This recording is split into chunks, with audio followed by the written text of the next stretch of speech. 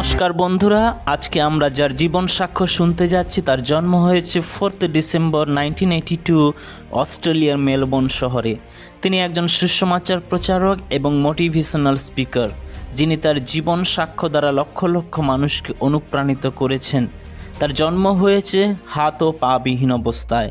তিনি বিবাহিত এবং তাদের 4টি সন্তান রয়েছে। আর তিনি লাইফ উইদাউট লিম্স নামে একটি বেসরকারি প্রতিষ্ঠানের উদ্যোক্তা। আমি কথা বলছি নিক ভুইচিচের বিষয়ে।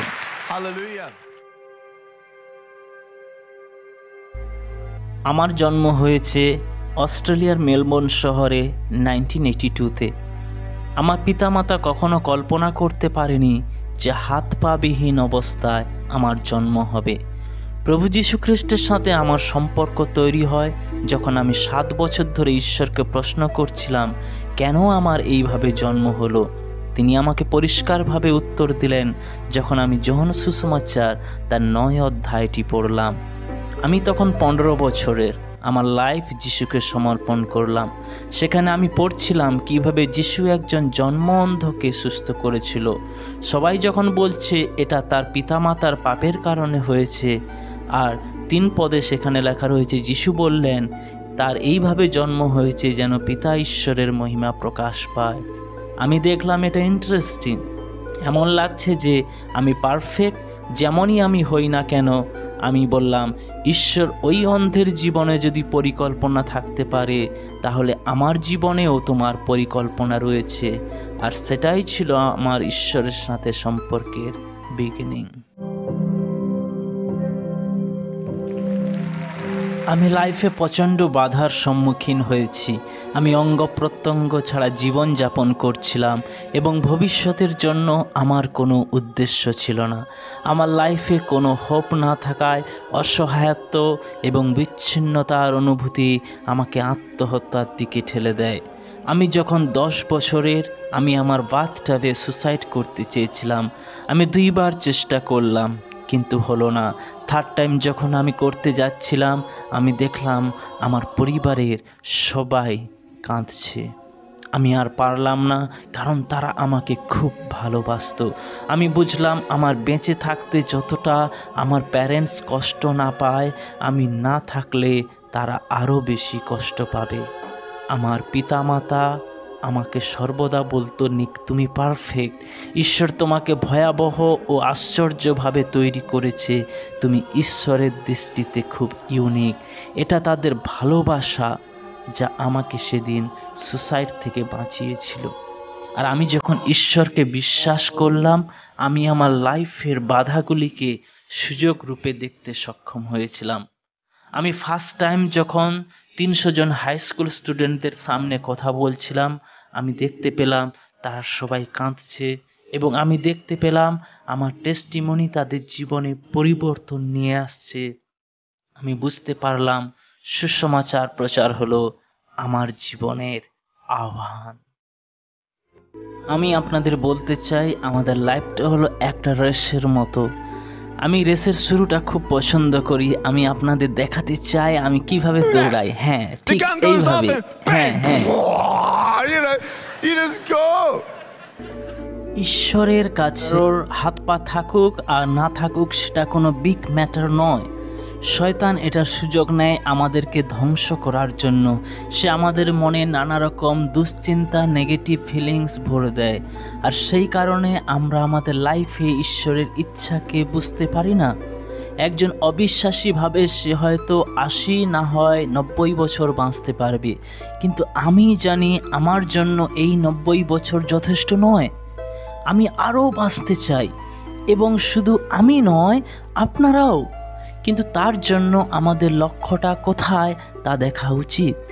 আমরা জানি এই জীবনের পর আরও একটি জীবন রয়েছে, আর সেটা আমরা একমাত্র বিশ্বাসে দেখতে পাই। বাইবেল আমাদেরকে কোথাও থেমে থাকার কথা বলেনি, বরং যাওয়ার কথা বলেছেন। যাও আর পাপ করিও না, যাও সুসমাচার প্রচার করো ইত্যাদি। আমি একজনকে বিশ্বাস করি যিনি তার জীবনের যাত্রাকে সমাপ্ত করে বলেছেন, এখন সমাপ্ত হইল।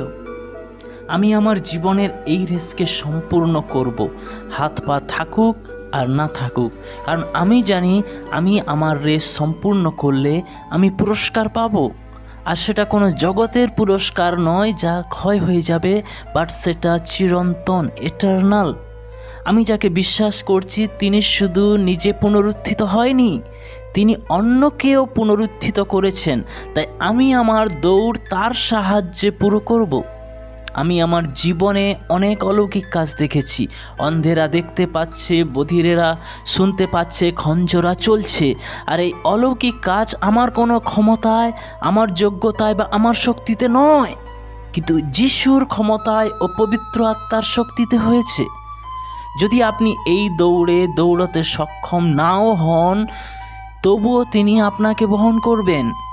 শুধু আপনার যেটা দরকার তা হলো বিশ্বাস। আমি যে রেসটা করছি তা আমার গর্ব, অহংকার বা আধিপত্যের জন্য নয়, কিন্তু অনন্তের আলোকে জীবন কাটানোর জন্য। ঈশ্বর জগতের মূর্খ, অযোগ্য বিষয়কে মনোনীত করতে পারেন বুদ্ধিমানদের লজ্জা দেওয়ার জন্য। ঈশ্বর হাত পা বিহীন ব্যক্তিকেও ব্যবহার করতে পারেন তার হাত পা হিসাবে, এটা দেখাতে যে এটা নিকের দ্বারা, নিকের শক্তিতে, নিকের কথা বলার ক্ষমতায় নয়, এটা যিশুর দ্বারা হয়েছে। আমি আমার কাহিনী লিখিনি, যিশু আমার কাহিনী লিখেছেন। আপনি যদি নিজের উপর নির্ভর করেন, আপনি প্রতিটি সময়ে ব্যর্থ হবেন। আমি দেখেছি লোকেরা যিশুর কাছে আসতে চায় না এই কারণে যে তারা বিশ্বাস করতে পারে না যে যিশু সত্যি তাদের ভালোবাসে। আমরা প্রশ্ন করি, যদি ঈশ্বর আমাদেরকে ভালোবাসে তাহলে আমার পরিস্থিতি কেন এমন হয়েছে? আমি অনেক সময় নিজেকে ভালোবাসি না, আমি নিজেকে ঘৃণা করি, তবুও যিশু তুমি আমায় ভালোবাসো। আমার পাপ, আমার অধার্মিকতা সত্ত্বেও ঈশ্বর আমাকে ভালোবাসে। আমাদের স্বর্গস্থ পিতা আমাদের নিঃস্বার্থভাবে ভালোবাসেন। সময়টা ছিল 2008 সাল, মুম্বাই, ইন্ডিয়ার রেড লাইট এরিয়াতে, যেখানে মহিলারা দেহ ব্যবসা করে। আমরা সেখানে যিশুর কথা বলার জন্য গিয়েছিলাম, যেখানে 10 বছর বয়সী মেয়েদের কিডন্যাপ করে আনা হতো এই কাজের জন্য। আমরা যখন সেখানে প্রচার করছিলাম, দেখলাম একটা ওল্ড এজ মহিলা, তার বয়স 80 কি 90 এইরকম হবে। তিনি দেওয়ালের এক কোণে পড়ে রয়েছেন। তিনি খুবই জীর্ণ, খুবই দুর্বল, ক্লান্ত ছিলেন। আমি তাকে যিশুর কথা বলতে শুরু করলাম আমার অনুবাদককে ব্যবহার করে। সে আমার দিকে হাঁ করে দেখছিল। আর হঠাৎ আরেকটা মহিলা সেই ঘরে প্রবেশ করলো এবং সে আমাদেরকে নানা প্রশ্ন করতে থাকলো, তোমরা কারা, কি করছো, ইত্যাদি ইত্যাদি। আমি বললাম, আমি নিক, আমি যিশুর কথা বলছি। তিনি রাগের সহিত বললেন, তোমার ঈশ্বরের কথা বলা বন্ধ করো, দেখাও তোমার ঈশ্বর রয়েছে। যে মহিলাটাকে দেখছো সে আমার দিদি। গত 4 বছর ধরে তিনি ভীষণভাবে অসুস্থ, আর গত কয়েকদিন থেকে ওনার অবস্থা মরণাপন্ন।